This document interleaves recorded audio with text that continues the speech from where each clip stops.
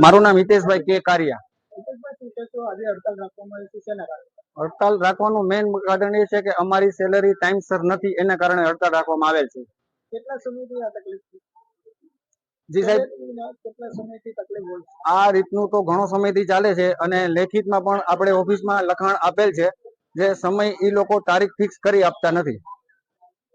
તમારી માંગ પૂરી કરવામાં નહીં આવે તો શું પગલાં લેવા?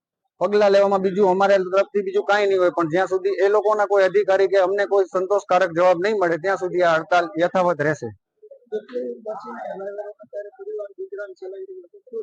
મોટામાં મોટો પ્રોબ્લેમ તો સાહેબ આ દરેક ડ્રાઈવર પોતપોતાની રીતે હપ્તા ભરતા હોય છે. કોઈ પોતે પોતાનું ઘર ચલાવવાનું હોય છે, સામે વેકેશન દરમિયાન એકબીજાને ફી ભરવાની હોય છે, બાળકોનું આયોજન જોવાનું હોય છે ઘરનું. આ બધું આયોજન વિખાઈ જવાના કારણથી આ એક માંગ છે અમારી. હડતાલ ક્યાં સુધી ચાલુ રહેશે?